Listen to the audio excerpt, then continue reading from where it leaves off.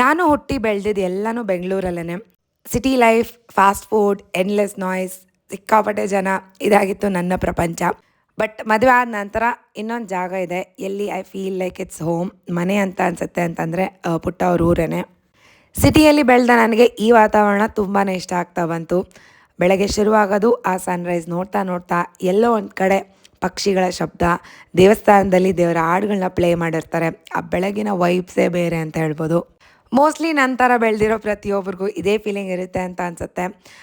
ಎಲ್ಲೋ ಬೆಳೆದ ನನಗೆ ಈಗ ಮನೆ ಅಥವಾ ನೆಮ್ಮದಿ ಅಂತ ಅನ್ಸೋದು ಇದೇ ಜಾಗ. Welcome to day 16 of my 75 days self challenge. ಇವತ್ತು ವಾಪಸ್ ಬೆಂಗಳೂರಿಗೆ ಹೊಡುವಂಥ ದಿನ. ಮನಸ್ಸು ಎಲ್ಲೋ ಒಂದು ಕಡೆ ಭಾರ ಅಂತ ಅನಿಸ್ತಾ ಇರುತ್ತೆ, ಬೇಜಾರಾಗ್ತಾ ಇರುತ್ತೆ.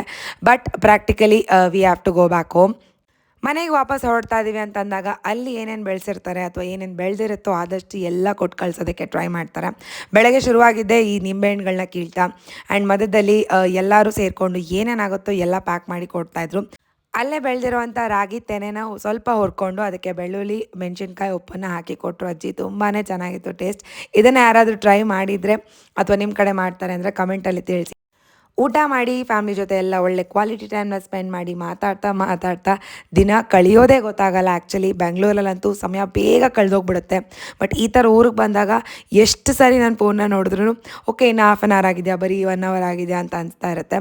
ಫೈನಲಿ ಎಲ್ಲ ಪ್ಯಾಕ್ ಮಾಡೋದನ್ನು ಕಾರ್ಗೆಲ್ಲ ಇಟ್ಟು ಲೋಡ್ ಮಾಡಿಕೊಂಡು ಇಲ್ಲಿಂದ ಹೊರಡ್ತಾ ಇದ್ದೀವಿ.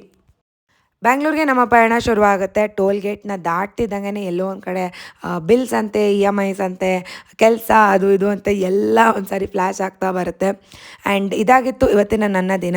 ಗೋಲ್ಸ್ ಅಂತ ಬಂದಾಗ ವಾಕಿಂಗ್ ಏನೂ ಮಾಡೋದಕ್ಕಾಗಲಿಲ್ಲ. ಸೆಲ್ಫ್ ಕೇರ್ ಅಂತ ಬಂದಾಗ ಫ್ಯಾಮ್ಲಿ ಜೊತೆ ಟೈಮ್ನ ಸ್ಪೆಂಡ್ ಮಾಡಿದ್ದೀನಿ, ಹೆಲ್ದಿ ಮೀಲ್ಸ್ನ ತಿಂದಿದ್ದೀನಿ. ಬುಕ್ ಓದೋಕ್ಕಂತೂ ಆಗಲೇ ಇಲ್ಲ.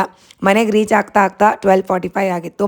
ನನಗೆ ಇದೊಂದು ಹ್ಯಾಬಿಟ್ ಇದೆ, ಎಷ್ಟೇ ಲೇಟ್ ಆಗಿದ್ರೂ ತಂದಿರೋ ಬಟ್ಟೆ ಅಥವಾ ಏನೇನು ಪ್ಯಾಕ್ ಮಾಡಿರ್ತೀವೋ ಅದನ್ನೆಲ್ಲ ಅನ್ಪ್ಯಾಕ್ ಮಾಡೋವರೆಗೂ ನನಗೆ ಸಮಾಧಾನನೇ ಇರೋದಿಲ್ಲ. ನಂತರ ಯಾರಾದರೂ ಇದ್ದರೆ ಕಮೆಂಟಲ್ಲಿ ತಿಳಿಸಿ. ಸೊ ಎಲ್ಲದನ್ನು ಅನ್ಪ್ಯಾಕ್ ಮಾಡ್ತಾ ಮಾಡ್ತಾ ಆಲ್ಮೋಸ್ಟ್ 1:30. ನಾಳೆಯಿಂದ ಮತ್ತೆ ನನ್ನ ನಾರ್ಮಲ್ ರೂಟೀನ್ ಶುರುವಾಗುತ್ತೆ. ನೋಡ್ತಿರೋ ಪ್ರತಿಯೊಬ್ಬರಿಗೂ ಥ್ಯಾಂಕ್ ಯು ಅಂತ ಹೇಳ್ತಾ, ಇನ್ನೂ ಯಾರೆಲ್ಲ ಚಾನಲ್ನ ಸಬ್ಸ್ಕ್ರೈಬ್ ಮಾಡ್ಕೊಂಡಿಲ್ಲ ಸಬ್ಸ್ಕ್ರೈಬ್ ಮಾಡ್ಕೊಳ್ಳಿ. ಸಿಗೋಣ ಇನ್ನೊಂದು ಮಿನಿ ವ್ಲಾಗಲ್ಲಿ. ಬಾಯ್.